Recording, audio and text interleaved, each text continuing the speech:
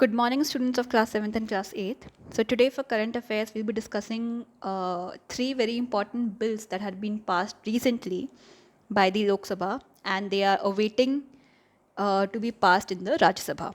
So, Farm Bills of 2020. The monsoon session of the Lok Sabha passed three agricultural sector bills which will replace the existing ordinances once they are passed by the Rajya Sabha also. So as you all know अभी recently Lok Sabha की का एक session हुआ था जिसको हम monsoon session बोलते हैं और उस सेशन में three agricultural sector bills pass हुए थे विच आर एन अमेंडमेंट मतलब change which are an amendment to the existing ordinances और एग्जिस्टिंग बिल्स सो ये बिल्स लोकसभा में पास हो चुके हैं. Now they are waiting to be passed in the Rajya Sabha. अब ये राज्यसभा में पास होने के लिए अवेट कर रहे हैं and once they are pass they will be the new laws in the agricultural sector. Today I'll be discussing on the provisions of these three bills and the next video will be uh, about the opposition and why the farmers are revolting against these bills. First is the bill on agri market, Farmers Produce, Trade and Commerce, Promotion and Facilitation Bill 2020. So the provisions of this bill is to create an ecosystem where farmers and traders enjoy freedom to sell and purchase agricultural produce outside registered mandis under states APMCs. APMCs are what? Agricultural Produce Market Committee.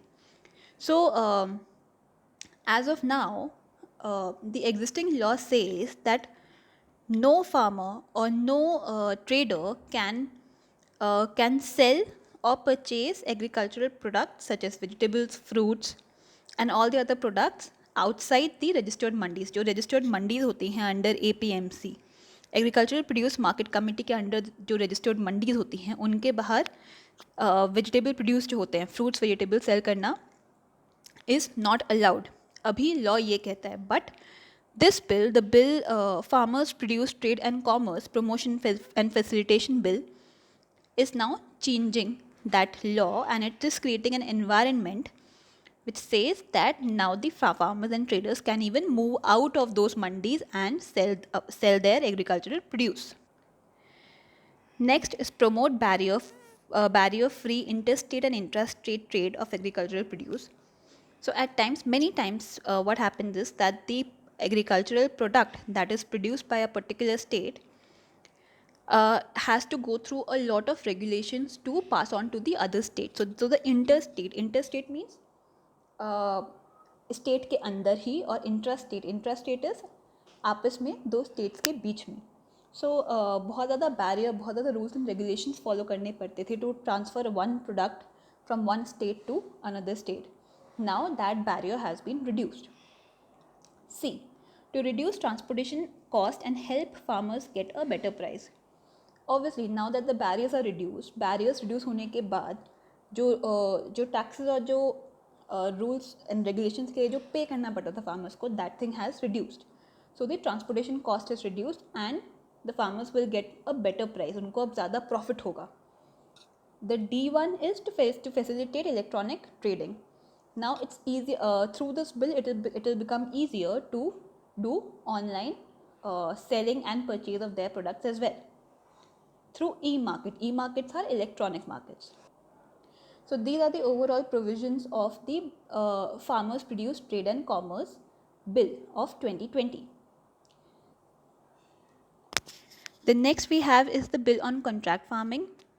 This bill is known as the Farmer Empowerment and Protection Agreement of Price Assurance and Farm Services Bill 2020. So the first bill was on agri market. Now this one is on contract farming. The provisions of this bill are farmers can enter into a contract with agribusiness firms, wholesalers, etc.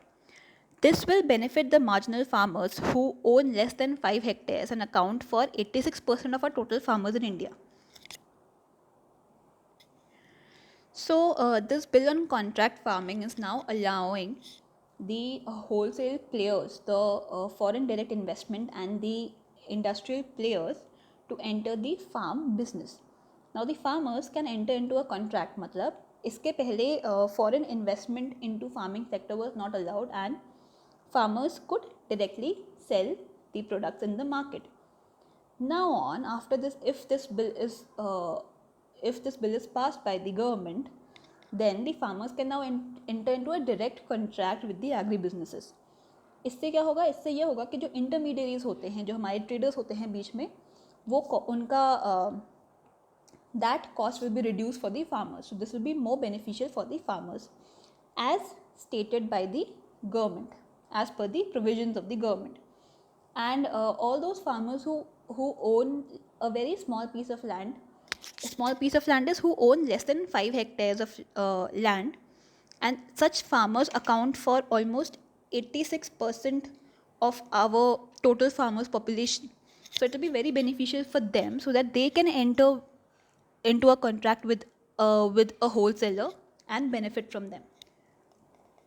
So Jin farmers के पास बहुत ही एक larger piece of land है, उनके लिए ये कम beneficial होगा, but for those farmers who own a small piece of land and that's why who cannot produce a lot of stuff, उनके लिए बहुत ज़्यादा beneficial होगा ये वाला bill. Second is to enable farmers to access modern technologies, again because we are getting into e-retail, electronic retail, online selling and purchasing of agricultural products.